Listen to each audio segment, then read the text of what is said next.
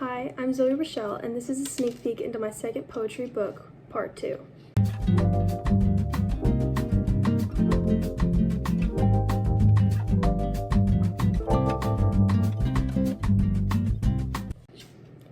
So, I have my computer with me. I'm in a change of scenery currently. I'm in my room, which is scary.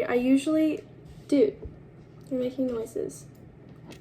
So I repeated myself like 17 times, but I usually film in my car, which is like amazing for me. I love it. But today we are using a computer to read off the poetry instead of a tablet. Oh my goodness, you're gonna knock out the camera.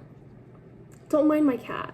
Like, again, I think I posted like a video on my TikTok about how much I really wish I could bring my cat into the car. But, I could just go where my cat is. So, here he is. So cute. He might be just a little bit disturbing in the video. He might take a nap. We never know. So, yes.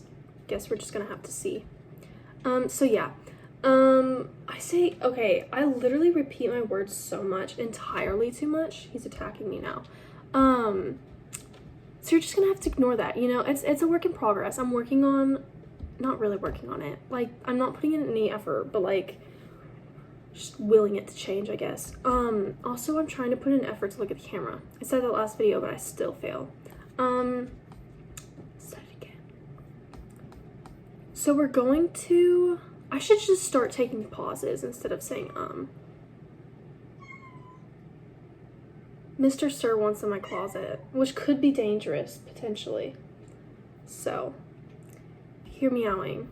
Obviously, it's him. So we're going to be able to hopefully look a little bit more in depth into this poetry, because last time, he's playing with the curtains now. He messes with my curtains, a little menace over there. But last time, we had a bunch of issues, and we only got to read like 4 poems. I don't even know what that was. Hopefully the lighting's better this time. We obviously aren't going to have a bunch of like issues with temperature, like messing with my phone. However, I do have really low storage. Who doesn't, honestly? Who doesn't get the notification that they have low storage? But yeah, so I'm going to be reading poetry from my computer this time, obviously, which will be a lot easier than a tablet in a car. I have Wi-Fi now, so that's good. So yeah, I think I'm gonna go more towards the bottom.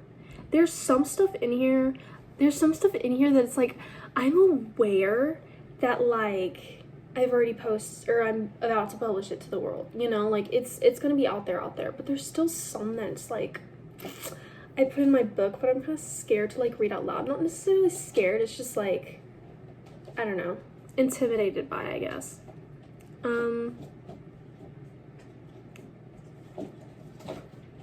This one's good. He's gonna be causing a lot of noises, I've realized. He's gonna be very noisy. Hopefully you can't hear it on the video too much, because if you do, I apologize. So yeah. The first poem that we're gonna read says, I remember when I was a child, the world always felt so big, and when it overwhelmed me, I found comfort in your arms. You used to hold me close, my heartbeat would match the pace of yours, and everything else would fade away. Though that was then, and now everything has changed. It didn't take long for that comfort to be taken away, for that solace to be replaced with absence. When the arms that once protected you from the pain become the ones causing it, who do you turn to? Where do you go? So this poem, I'm going to try not to say obviously this time, but this poem is about someone who, protected you, someone who you were close with, who you relied on, who you depended on. And, they're in a role where like they should be comforting, they should be protecting you. However, that doesn't always happen, and sometimes it does, and then, it changes, and, people will betray you, I guess. And so that's what this one was about, like, feel like the person that you are close to, you know, who you go to for comfort, you know, and suddenly that comfort is just taken away from you, ripped away, and they become the ones that causes you to need comfort. So yeah, that's what this one's about. I don't know if I should go into any more depth than that. And some of these are like, kind of depressing. Question is, are they too depressing for YouTube? Okay, so this one's a good one too. But like, okay, so little PSA, like literally all of them are depressing. Not all of them, like there are some positive ones, but I think like the ratio is probably like 50-1. Because like I write when I'm in a bad mood, you know? It's like writing in a diary, you know? It's like I write poetry. So yeah.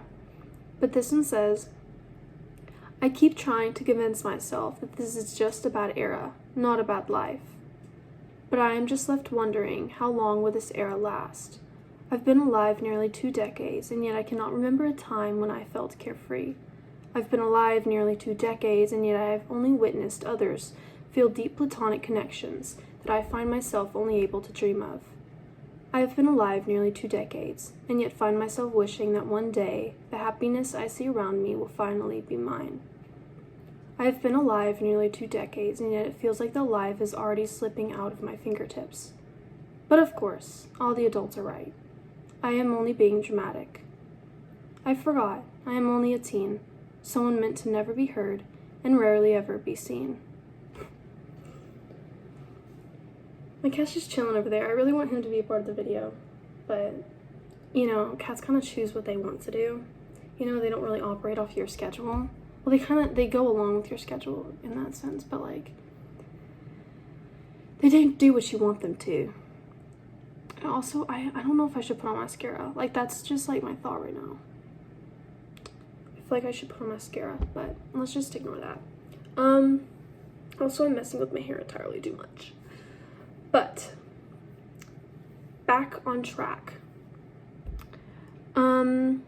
So this one, the ending of it is, like, hilarious to me. Like, you know I wrote that when I was in a bad mood. It's like, how all the adults are right. I'm only a teen, someone never meant to be heard and rarely ever be seen. Which, like, valid, you know? Like, I feel like a teen is such an awkward age because you are... It's such an awkward age because you're treated like a kid yet expected to act like an adult. He definitely just walked across my keyboard and messed up the entire page I was on. But yeah. I love when he walks past it and he messes up the lighting. Like, all you can see is, like, look how blue my eyes look. Like, I swear that's not editing. Like, what's up with that, bro?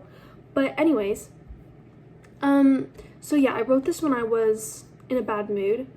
Unfortunately, I can't reference the poem anymore because he messed up the page. But yeah, it's basically, I don't know why my wrist looks like that. Or that, like, I don't know what to do with my hands.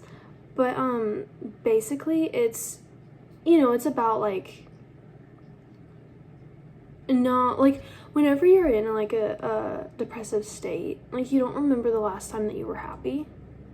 So it's, like, it's kind of like that, you know, it's like, when is it going to be my turn, you know, like, especially with social media, it's like, I get that a lot of that's fake, and that everyone deals with stuff, but, like, you go on social media and everyone's happy and you're just laying in your bed at night and you're like, really, is this my life? Which got really dark, but, you know, we're reading dark poetry, what else can we do?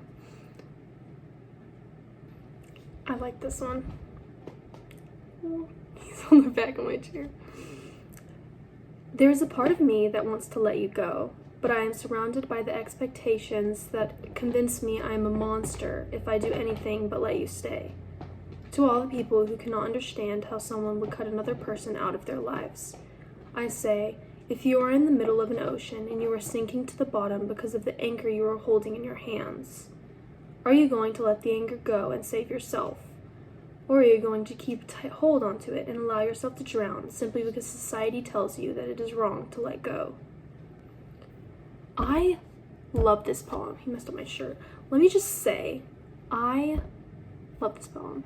I love the analogy at the end, you know, it's like, because, like, I mean, there are people who, you know, are very, very, like, emotionally attached to people, you know, like, they have a really, really hard time letting people go. And then there are people that are kind of the opposite, and they have a hard time getting attached to people, you know. And so if someone, like, is annoying them or someone isn't good for them, like, it's not extremely hard for them to cut them off. And I'm, like, the latter, you know, I guess, which, like, I feel heartless sometimes, because it's like, you know, it's like everyone cares so much, it's like, why don't I? But this is basically, like, talking about, you know, if someone's toxic for you, if someone's not positive force in your life, you know, it's vital for your survival to cut them off. And, you know, the analogy, like, being in the middle of an ocean and sinking, you know, and it's like, if you let go of the anchor that's causing you to drown, you know, society says that you're a bad person, but if you don't let go, you're gonna drown. And so, you know, you have to choose to either follow society and let yourself drown, or to go against what society believes and finally allow yourself to rise to the surface. And I love that analogy, honestly. It's very, very accurate, very, very telling, or relatable to a lot of the stuff I've felt. Okay, this one is a short one. I don't think that it's, I mean, I'm not, like, really, that was a lot of stuttering, but my poems aren't, like, grammatically correct, but I think this is, like, a run-on sentence. Like, literally, I posted this on my TikTok yesterday, but, like, literally, I love long poetry and I love short poetry. Like, I see a lot of people that are like, you know, modern poetry sucks, you know, and it's like, people write sentences, but, like, honestly, some sentences, some are short and concise and very, very deep and very to the point. And so it's like, don't judge a poem based upon how long or short it is, because short ones hit hard sometimes. So anyways, this poem says, "Your overdue reminder. Regardless of whether you are bleeding out due to a significant stab wound or 1,000 paper cuts, the result is still the same. Trauma is a feeling, not an event." I love this one because it's like a lot of people have one, like, big event in their life that, like, impacts them, you know, negatively. You know, it's like this horrible thing that, I need to stop saying, you know. It's this horrible thing that, oh my goodness, not me literally saying it again afterwards, but anyways, people have this one horrible event that negatively impacts them, and a lot of people validate that.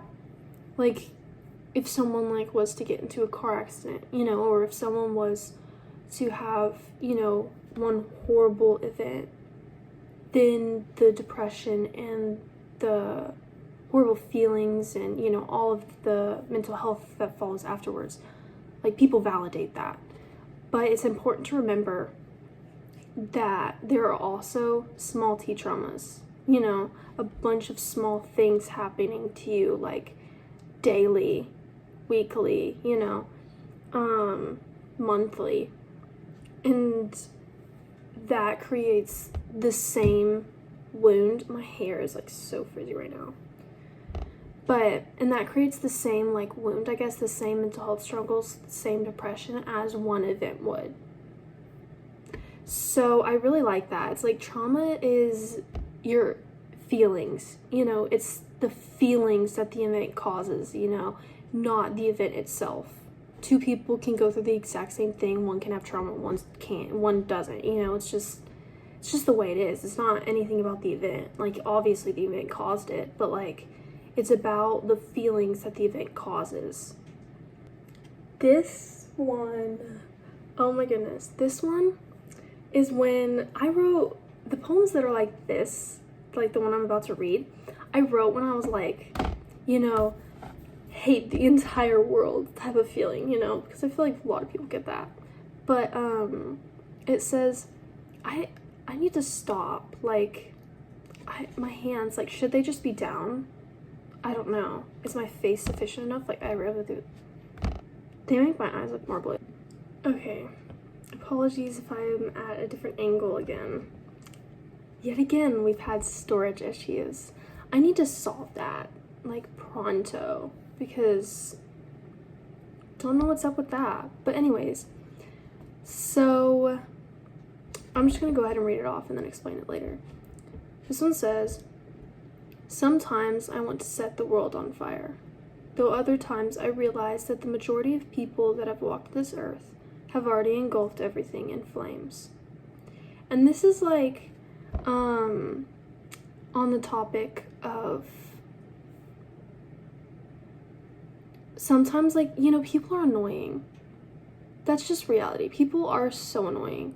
And so sometimes it's like, you know, it's like that annoyance. Like, you're so annoyed with people, but then you look at everything and you're like, there's no reason to hate anybody though, because everyone already hates everyone. You know, it's like that feeling of like you hate the world and then you realize that, I mean, the world hates the world too, you know. It's just like everyone hates everybody.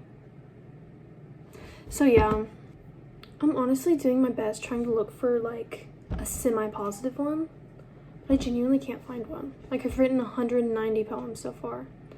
I can't find a positive one. I like this one. In another universe, I am still a child. I am still naive to the cruelty of this harsh world and spend my days running in an imaginary land. In another universe, I am free of all mental battles.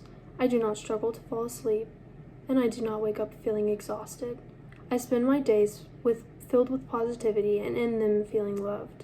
In another universe, I am not alone. I am surrounded by those who care about me, those who support me, and never fail to add to my happiness. In another universe, I am happy, and my life is euphoric. Though I am not in another universe, I am here, and in this universe, I have to make sure that my future is the opposite of my past. LOL. Yeah, I don't even know how to describe this one. It's pretty straightforward. It's like, you know, sometimes it's like reminiscing on the past, you know, and kind of like wishing that things would have turned out differently. But then you realize, you know, obviously you can't go back and change the past. And a lot of the things that happened, you didn't have, it wasn't up to you, you know, you didn't have any effect on it anyways. And so it's the hope of like doing your best to make your future more positive than your past was, you know. It's definitely my goals in life. I want to make my future happy. This one, I say that about all of them, but like, I mean, I wrote them, so, you know, obviously I'm going to relate to all of them. But that's the beauty of writing your own poetry book, is you relate to literally all the poems. And it's 10 out of 10. But anyways, okay, we're having yet again a bunch of issues with storage, so I think that I'm going to read off this poem and then in the video here, and then really try to fix my storage issues, because that would be very helpful in videoing.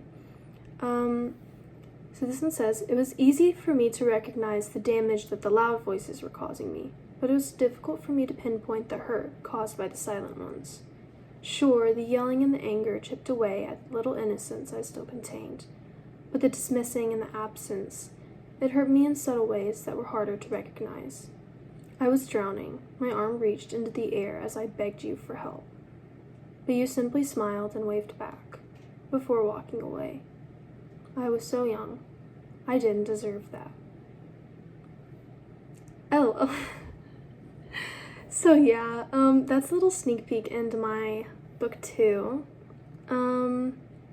I am a little over halfway finished with it. I'm not sure when I'm going to get it published or when I'm going to finish it or anything.